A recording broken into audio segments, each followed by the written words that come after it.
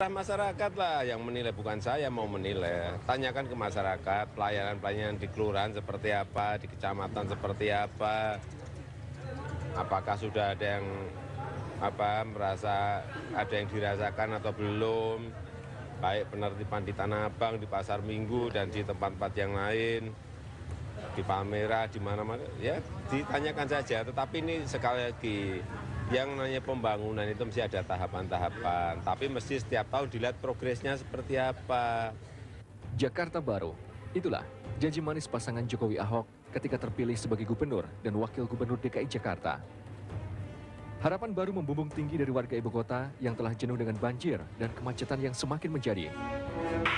Aksi belusukan, penanganan PKL di Tanah Abang, dan menaikkan gaji buruh selama setahun memimpin ibu kota, sukses menuai simpati publik. Survei terbaru dari Indobarometer juga menunjukkan tingkat kepuasan masyarakat terhadap pasangan ini mencapai 87,5%. Rapor merah juga tak luput menerpa pasangan yang diusung PDI Perjuangan dan Gerindra ini. Penanganan banjir yang dinilai masih buruk, masalah kemacetan yang tak kunjung berubah, problem kartu Jakarta Sehat yang menuai polemik, dan lelang jabatan yang mendapatkan penolakan dari warga menjadi catatan buram tentang harapan Jakarta Baru. Selain itu, banyak pihak juga menilai tak ada sesuatu yang baru yang ditawarkan oleh mantan wali kota Solo tersebut. Ide tentang kartu Jakarta Pintar dan Sehat, pembebasan lahan waduk, penambahan armada busway, rencana monorail dan waterway dinilai sebagai ide lama rezim Sutioso dan Fauzi Bowo. Oktober, November, Desember itu nggak bisa menjadi sebuah parameter penilaian gubernur baru. Sebab itu semua gagasan, ide, dan program gubernur lama. Contoh sederhana tentang program Kartu Jakarta Pintar. Itu programnya gubernur lama. Dulu namanya beasiswa rawan putus sekolah, diganti namanya, di-switch namanya. Program lagi namanya Kartu Jakarta Sehat. Sama, dulu namanya program JPK Gakin, zamannya Fauzi Bowo. Itu juga yang dilakukan. Ya, jadi artinya belum ada yang baru dari beliau. Terlalu pendek memang untuk menilai kinerja Jokowi Ahok. Namun, bulan madu segera berakhir dan masyarakat menunggu aksi dan kinerja nyata di jalan berliku untuk mewujudkan janji Jakarta Baru.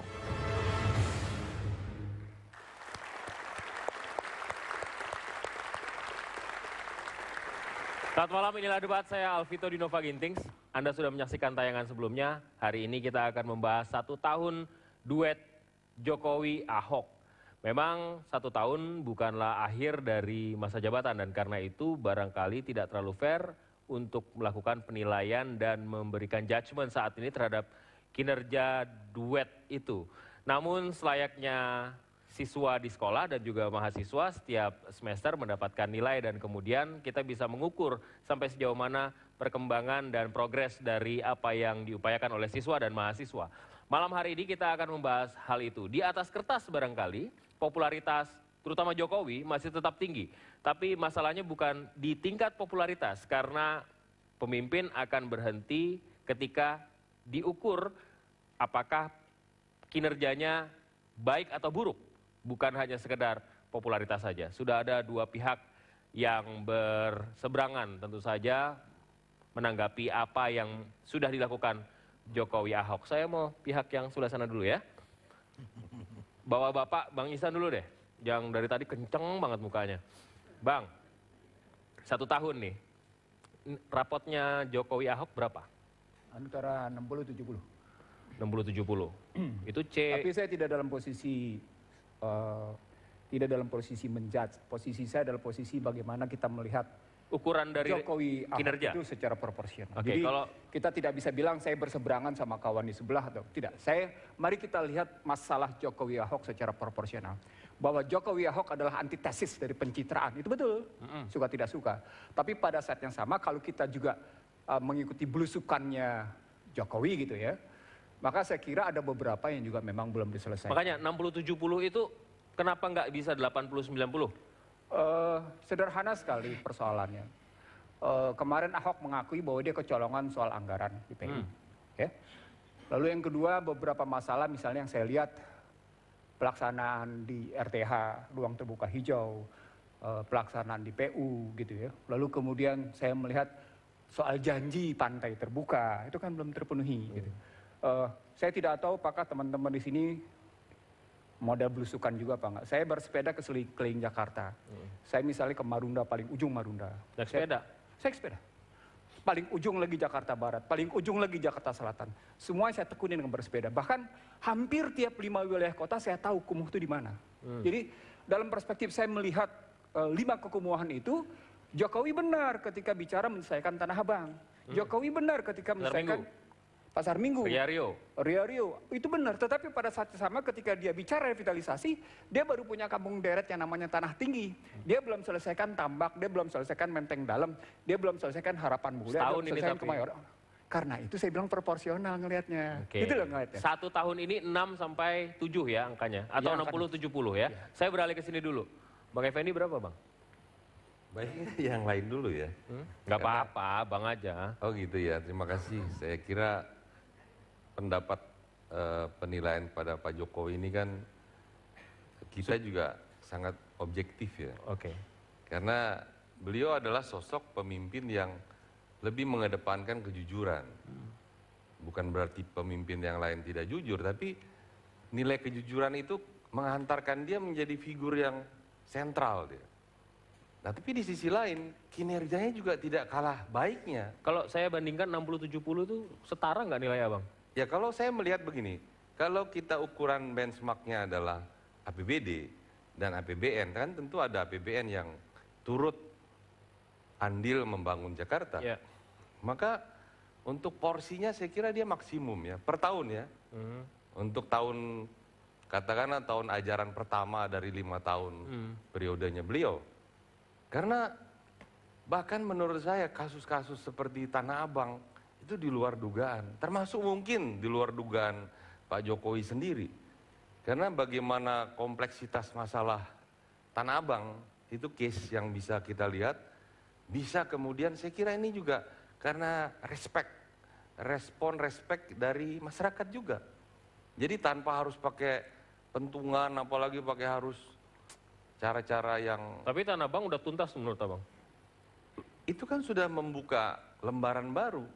Tinggal Walaupun kita membenahi ya, karena itu kan proses yang tadinya kita anggap itu malah sudahlah, itu bagian yang tidak terpisahkan dari budaya kita, seolah-olah kita amini begitu, tapi nyatanya membuka kemudian apa? Enggak, tapi kalau aku boleh tanya, 60-70 kalau Abang berapa kasih nilai? Ya nilai maksimumnya berapa? 100 lah. Kalau 110 kan lebih dari Ya itu. paling tidak sudah 90 lah. Mantap bareng itu. Iya. Kalau Mas Taufik nih, ini kan counterpartnya di DKI. 90 dapat nggak? Nyandak nggak 90 istilahnya kalau bahasa Betawi? Jauh dari 90. Jauh ya? Jauh dari 90. 60-70 tuh lumayan? Itu udah bagus banget. Udah bagus banget. Kalau Abang berapa? Iya segituan lah 60-70. Iya, jujur aja. Karena gini, Kenapa? kita ngelihat ya, apa sih sebenarnya kita ngelihat misalkan apa yang jadi unggulan dari Pak Jokowi Ahok. Kita sebut satu saja, misalkan kartu Jakarta Pintar. Ini perlu publik tahu bahwa kartu Jakarta Pintar ini fisiknya adalah kartu ATM untuk anak SD, SMP, dan SMA. Di dalamnya ada duit. SD dapat 180.000, SMP 210.000, SMA 240.000. Nah, karena anak SD sama anak SMP nggak bisa bikin rekening di bank karena belum punya KTP, akhirnya rekening di bank atas nama orang tuanya. Ya. Nah, pertanyaannya, ketika duitnya ini diambil di ATM sama orang tuanya, benar nggak itu duit dipakai untuk biaya pendidikan? Kemudian saya pernah dapat pertanyaan juga dari anak sekolah, Pak Taufik, gimana kok KJP sepertinya tidak tepat sasaran? Kenapa saya bilang? Di sekolah saya yang dapat KJP anaknya nakal. Bayangkan anak SMA nakal dapat duit sebulan 240.000. Ukurannya nakal dan nggak nakal kalau dapat kartu tuh? Enggak, maksud saya gini, kebetulan di sekolah itu yang dapat sekolah anaknya nakal, begitu kata siswa yang bertanya kepada saya. Nah, kebayang di kepala saya anak nakal dapat duit 240.000 sebulan, itu kayaknya saya nggak yakin dipakai buat biaya pendidikan, pasti dipakai buat yang lain-lain. Nah sekarang bagaimana mekanisme pengawasannya, bagaimana mekanisme kontrolnya, dan itu jumlahnya ratusan miliar. Jadi kan ini kalau dibilang niatnya baik, saya sangat mendukung niatnya. Ya. Saya sangat mendukung niatnya, ini adalah untuk perbaikan pendidikan. Tapi kan bagaimana cara pengawasannya, bagaimana cara mengontrolnya. Juga dengan KJS. Kan dari DPRD kan? Iya. Ya silakan Anda awasi. Itu tugas Anda di DPRD. Iya. Sekarang gini Pak, Mos. ada satu Masa lagi, si eksekutif juga berpikir pengawasan, ya itu menjadi ya seperti yang sekarang. Apa yang di lumbung semua habis Enggak, dong. artinya gini, maksud saya ini bukan sesuatu tadi yang kan- wah gitu loh. tadi Jangan langsung dinilai 90, dari mana, apa ukurannya 90? Saya kan tanya. Jangan partai pendukung nggak apa-apa lah. Maksimumnya, bukan soal pendukung. Coba kita kembali ke diri kita. Kita jujur saja. Karena Jokowi bukan milik PDI Perjuangan saja. Dia juga ada stafnya atau wakilnya bahkan yang handal juga, Pak Ahok. Dan semuanya terjadi ini bukan given begitu. Proses juga 267 kelurahan, 44 kecamatan, itu kan adalah arus baru. Saya kira makanya Bang Nursi juga salah posisi duduk di sana, berdiri di sana.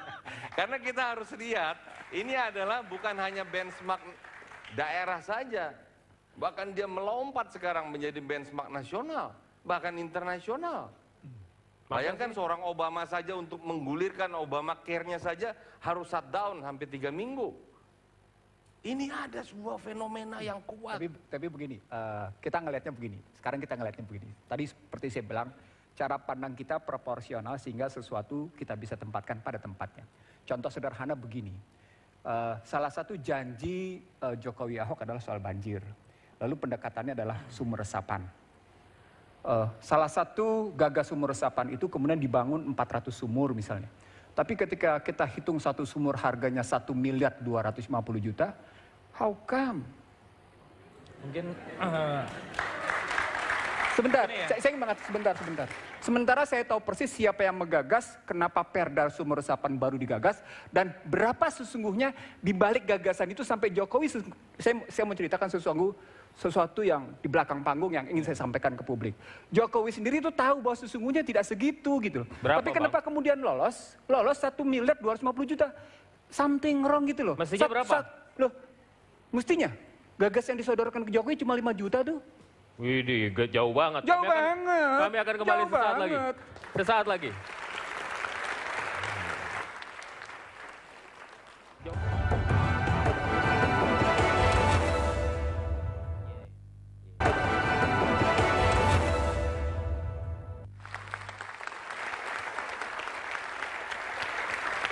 Ada hal yang menarik tadi, satu sumur dihargai 1 miliar padahal modalnya cuma 5 juta kata Bang Ihsan. Tapi nanti kita akan bahas itu lagi, mudah-mudahan bisa muncul lagi ide itu. Saya mau ke Bang Fadli dulu deh.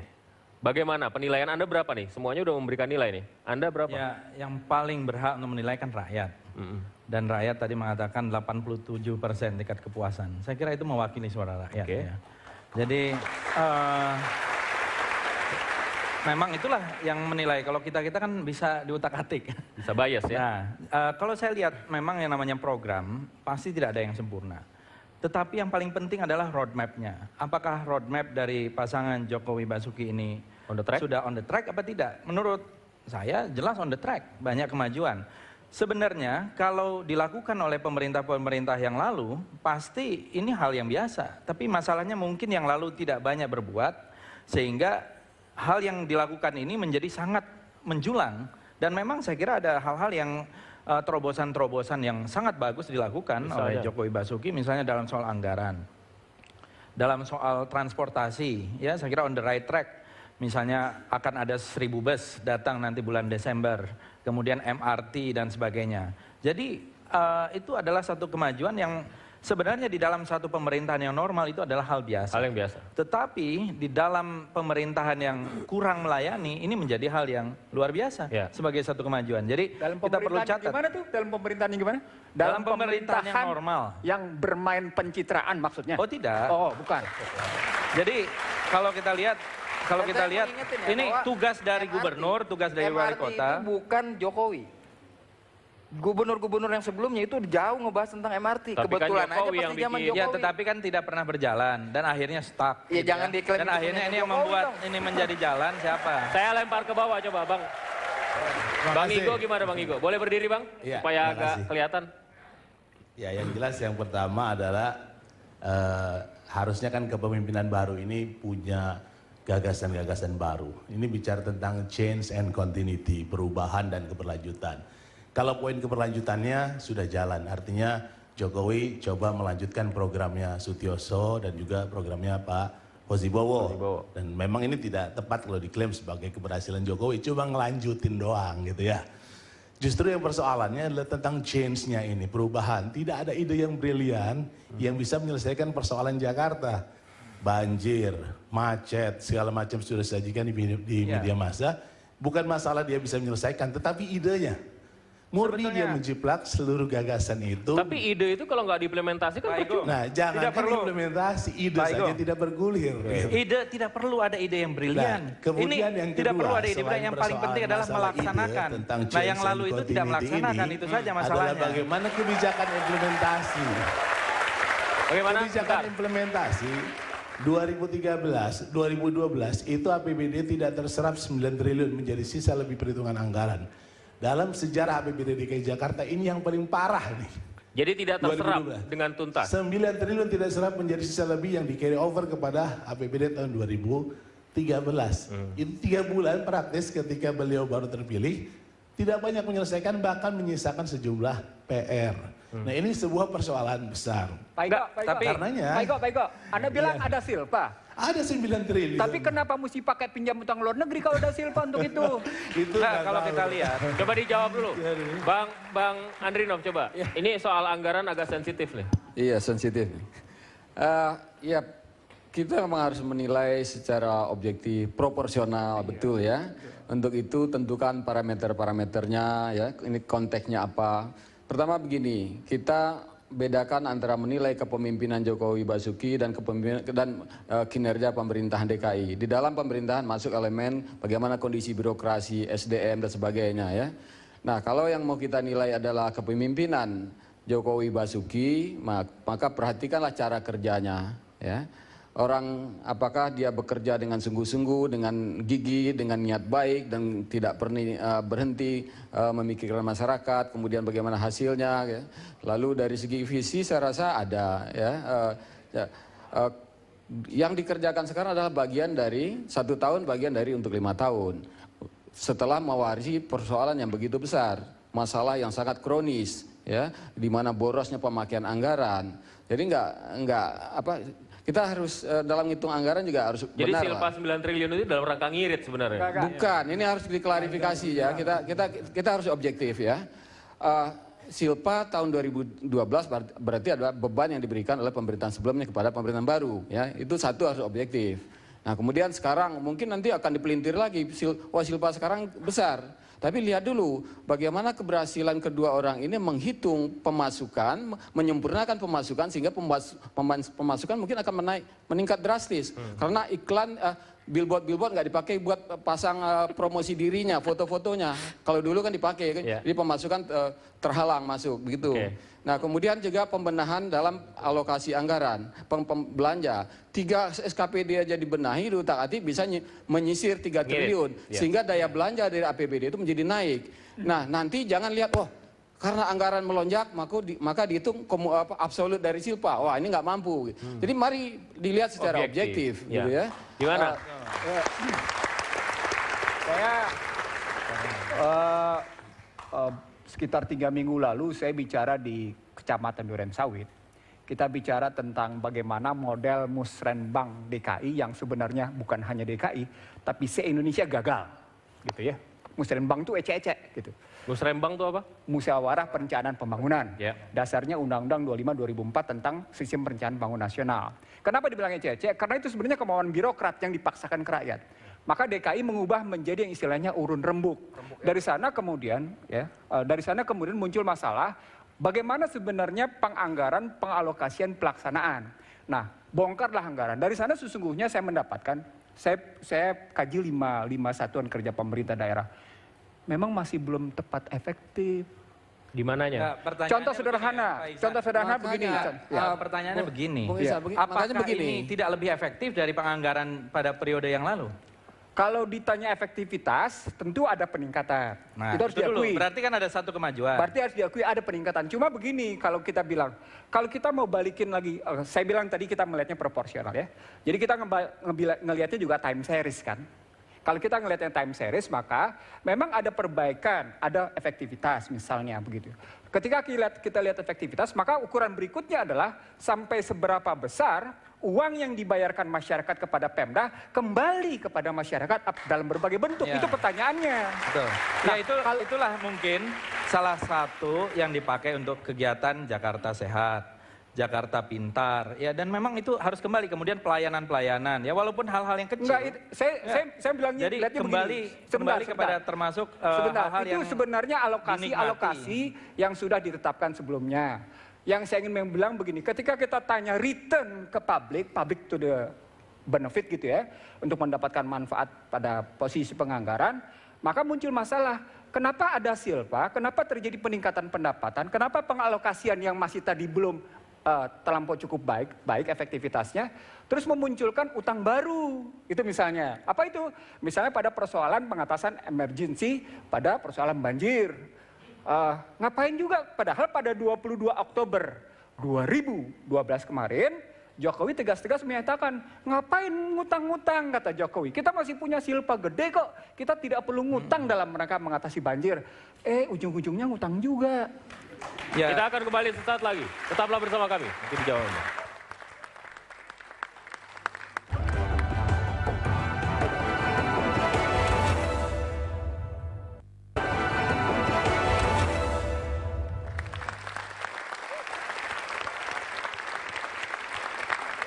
Kita kembali, salah satu ide terobosan yang diajukan oleh pasangan Jokowi Ahok adalah lelang jabatan.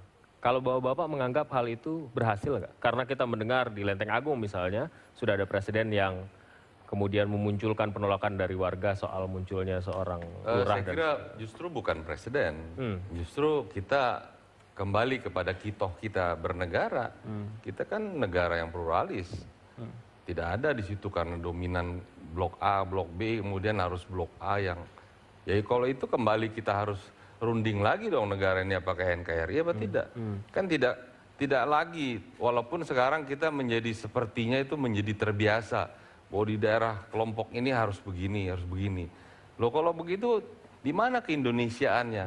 Nah saya kira bukan karena... Jadi lelang jabatannya berhasil? Bukan karena pattern itu, kemudian satu case di kelurahan itu begitu. Tapi lelang jabatan itu juga melahirkan kembali, ya merefresh kita.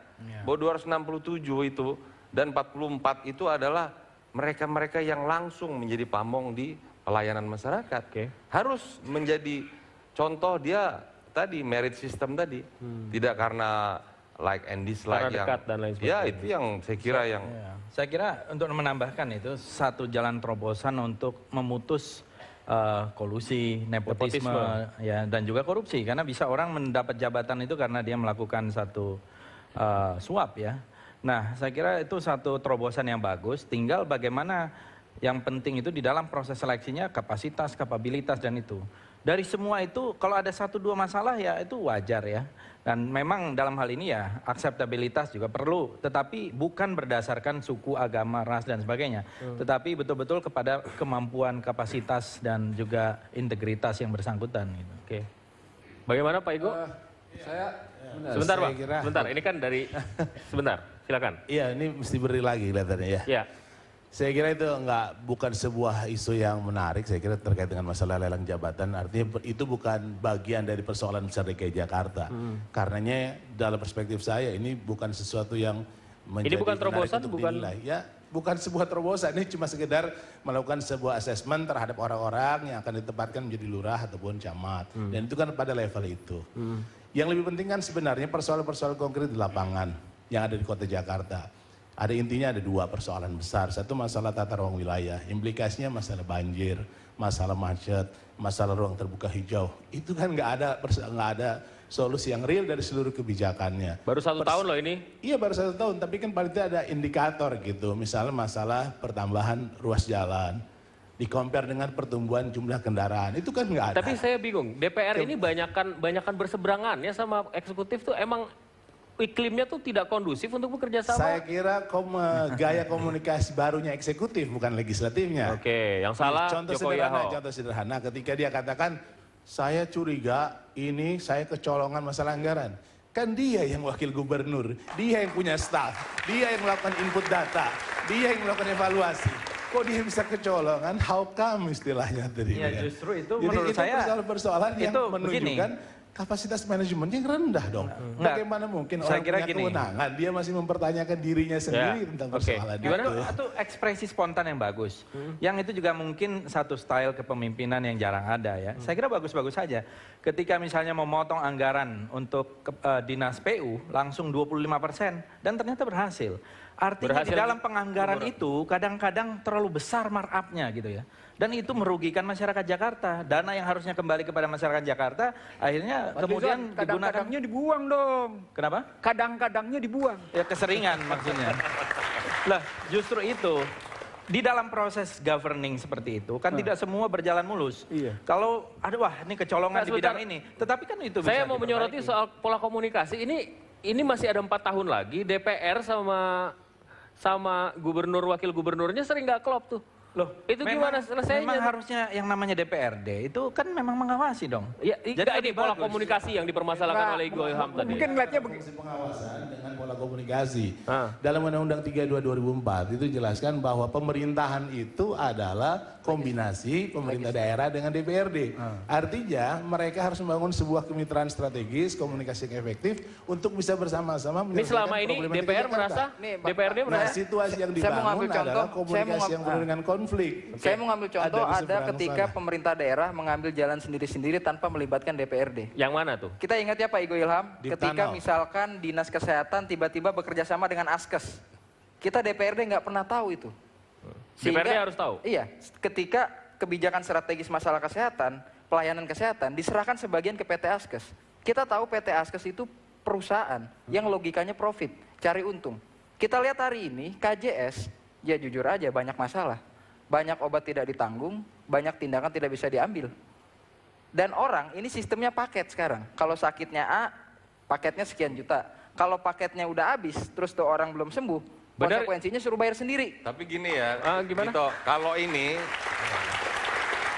kalau hal KJS ini, kita tanya Dan saya random. punya data, Bentar, kita ada tanya kontrak random senilai saja ya. 17,8 miliar itu berdasarkan perintah lisan Wagub. Kita tanya Saya ke punya datanya. 1,7 juta masyarakat, pasti Anda pada posisi yang dilawan. Karena?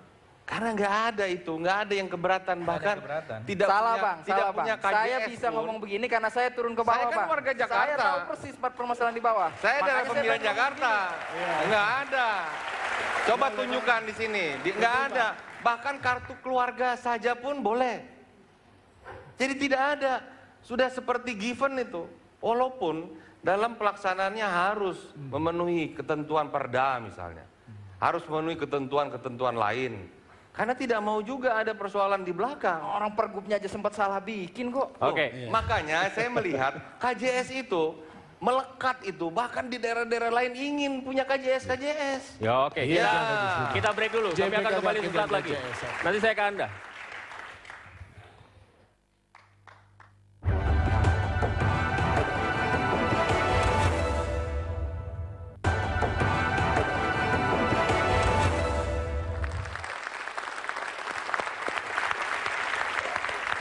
Terima kasih Anda masih bersama kami di debat. Saya tadi potong.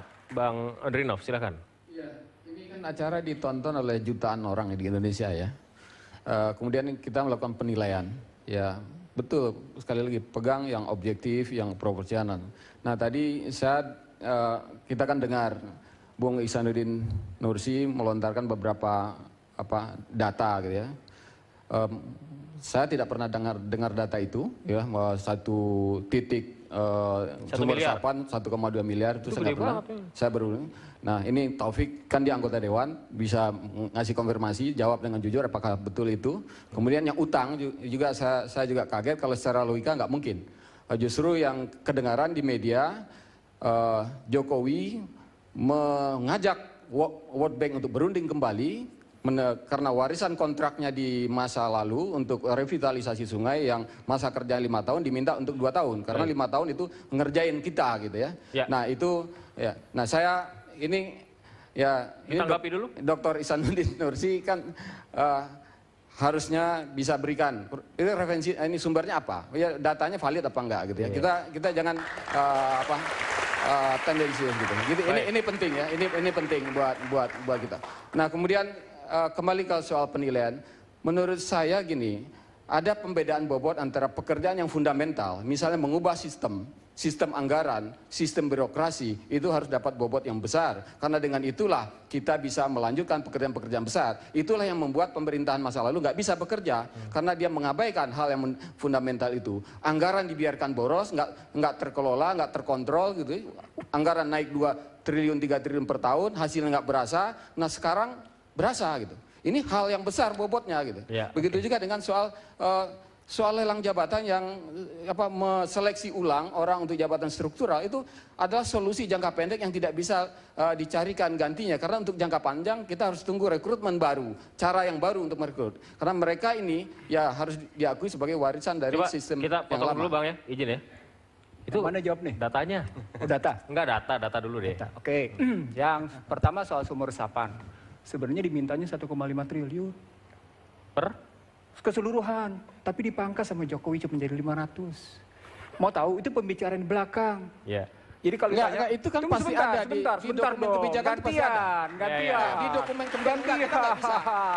Ini semua bisa dibuka. Nah, ini buat rakyat ya. Ini buat rakyat. Ini buat rakyat. Kita harus buka. Pasti ada di dokumen kebijakan. Itu pembicaraan di belakang itu. Tanya sama Taufik. Benar Gantian dulu dong. Rakyat harus. Enggak, sebentar Bang. 5 itu di belakang itu. Enggak emosi. Kita mau didik rakyat. Iya, oke. 5 di belakang itu valid nggak? Artinya bisa reliable nggak data? Emang mesti ngikutin dia ketemu sama kepala Bapedam segala macam gitu? Kan nggak harus dia ngikut kan? Ya enggak, silakan ngobrol. Iya gimana? Apa mesti ngajak orang ketemu sama kepala Bapeda, ketemu sama kepala dinas perairan terus baru bener gitu? Sesuatu hebat amat loh. Silakan Bang. Hebat amat loh. Begini. Belum selesai satu lagi. Oh iya belum. Sebentar, satu lagi begini ya. Bung Isan. Satu lagi ya. Sesuatu yang nyata-nyata sangat tidak logis, sesuatu yang nyata-nyata tidak logis, ya, harus diklarifikasi. Jumlahnya 150 juta US dollar posisinya. Nah kalau pengen tahu seperti itu, lihat ke data Bank Dunia. Gitu loh. Lalu mundur ke belakang, lihat pernyataan Jokowi 22 Oktober tahun lalu. Nah di situ bisa kita lihat, oh iya ya. Nggak mau berhutang tapi berhutang. Iya, artinya begini kalau mau ngelihat ya. Jangan mentang-mentang kita bicara soal 90 atau kita dapat proyek dari soal itu terus kita enggak begitu cara ngelihatnya. Cara ngelihatnya adalah kalau kita mau tahu sumber data jelas. Kalau kepengen tahu lagi soal yang namanya soal sumber resapan, ini kerja Jokowi bersama tokoh Effendi Simbolon di belakang tokoh Effendi Simbolon ini, bagaimana kita ngerancang perbaikan soal sumber resapan dalam rangka mengatasi banjir. Dan memang belum diumumkan, tapi tiba-tiba ada pihak-pihak tertentu di kepala dinasan munculin program dipangkas. Tadi saya bilang, asal muasalnya 1,5. Sekarang jadi 500. Dipangkas 500. Ini belum Sebenarnya kejadian. program sesungguhnya datang dari teman-teman.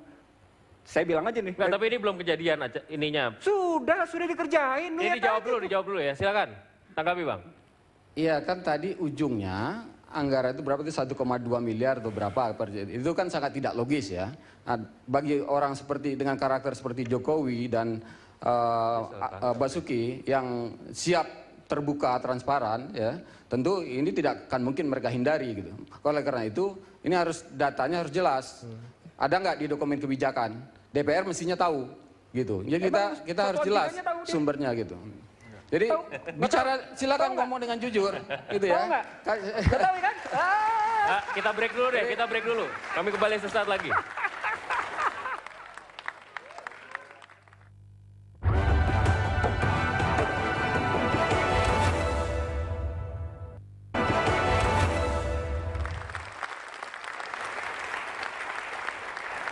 Silakan komentar terakhir barangkali. Ya, jadi saya kira dalam 1 tahun Jokowi Basuki ini kita melihat banyak kemajuan dan itu dirasakan masyarakat.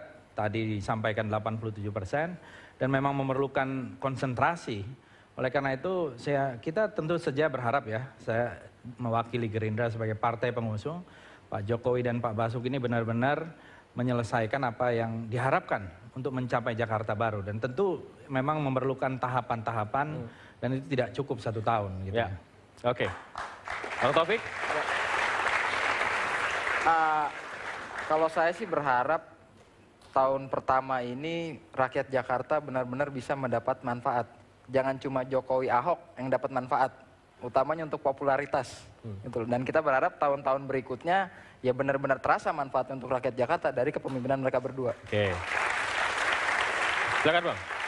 Ya, 1 tahun itu kan relatif masih pendek ya. Tetapi ada 2 undang-undang Pak Igo yang melandasi pemerintahan Jakarta. Selain Undang-Undang 32, juga Undang-Undang 29 Lex Specialis tentang dirinya sendiri. Nah di situ memang belum sempurna. Ada kewenangan pusat yang masih belum bisa sinkron. Khususnya dari sisi bobot anggarannya. Jadi tanggung jawabnya besar di pemerintah daerah yang otonom di provinsi dan kompleksitasnya besar tapi anggarannya tidak seimbang. Gitu. Ya. Jadi 50 triliun juga kalau belanjanya sudah seperti sekarang masih kurang deh. Ya. Maka pencapaian 1 tahun ini menurut saya sudah alhamdulillah ya. Kita harus syukuri gitu. Nah terpulang kepada bapak-bapak teman-teman yang di DPRD, monggo benahi birokrat kita di balai kota dan sampai ke tingkat RT RW itu. Ya. Ya itu kan semua adalah aparatur yang mereka lah sebenarnya. Tadi kalau dikatakan oh itu tidak big deal. Loh menurut saya justru pelayanan yang di tingkat masyarakat itulah kunci kesuksesan seorang Jokowi. Ya. Itu yang kemudian rakyat begitu simpati karena melekat langsung kepada diri mereka. Pemimpinnya langsung berada di antara mereka. Baik. Tapi itu Bang Effendi makna. jangan lupa Bang, Ya? ada lurah yang ketangkap korupsi hasil lelang. Loh iya enggak itu tidak kemudian Abang jangan lupa. Itu lagi-lagi nggak logis itu Anda. Bang Igo silakan. Iya. Terima kasih. Ya, saya kira memang 1 tahun sih susah bernilai, ya. Karena itu tadi saya sepakat supaya 5 tahun gitu ya. Jadi jangan maju pilpres dulu gitu maksudnya kan. Yang kedua ya apapun yang sudah dikerjakan ada sisi keberhasilannya, terutama memunculkan sebuah style of leadership baru lah. Dia menjadi tokoh yang tidak feodal, akseptabilitasnya di publik menjadi tinggi. Tetapi kalau bicara kinerja, karena saya asumsikan hari ini mendiskusikan kinerja. Kalau bicara tentang kinerja memang masih jauh panggang di atas api. Ya, Jadi karenanya mesti kita kerja bareng-bareng ya dengan beliau. Silakan Bang. Terima kasih Vito. 1 tahun ini ada yang disebut dengan discontinuing dan ada yang continuing. Yang continuing beberapa merupakan lanjutan dari yang lama. Yang discontinuing Jokowi membuat sesuatu yang baru. Kasus Tanah Abang, kasus Pasar Minggu, kasus Palmerah, kasus beberapa pasar termasuk penyelesaian Fluid dan Rio itu adalah format discontinuing. Dia putus yang tidak selesai, diselesaikan baru. Itu prestasi. Setuju tidak setuju. Tetapi pada saatnya sama, ketika masuk ke dalam persoalan anggaran, suka tidak suka dia berhadapan apa yang saya sebut sebagai mafia birokrasi dan posisi lelang belum menyelesaikan masalah sesungguhnya. Baik, saya potong sampai di situ. Silahkan Bang Andrinov. Ya, begini, diperlukan perubahan fundamental untuk mendapatkan hasil yang besar dan berkelanjutan selama 5 tahun ke depan. Dan perubahan fundamental yang dilakukan itulah membenahi birokrasi dan itu pun tidak mudah ya karena ini warisan yang berat. Yang kedua anggaran. Nah dengan itulah langkah-langkah mereka kemudian akan menjadi enteng ke depan untuk menyelesaikan. Tetapi hal-hal yang bersifat praktis satu persatu kita juga harus akui secara objektif sudah banyak yang mulai Fluid, Rio, Tanah Abang dan banyak juga yang kecil-kecil. Nah yang kalau kita ingin menilai ini adalah penilaian kepemimpinan, saya rasa ini contoh kepemimpinan yang bagaimana berduet dengan bagus membagi pekerjaan dan bekerja total dari subuh sampai malam itu tidak banyak pemimpin yang bisa bekerja seperti itu dan mau bekerja dan dalam waktu dekat mudah-mudahan segera klop dengan DPRD. Sampai di sini debat bagaimanapun juga adalah penilai akhir dari kinerja Jokowi Ahok 1 tahun ini. Bagaimana dengan tahun kedua? Kita akan saksikan tahun depan. Sampai di sini debat, kita akan jumpa lagi minggu depan. Jangan lupa untuk saksikan Apa Kabar Indonesia Malam setelah ini. Sampai jumpa.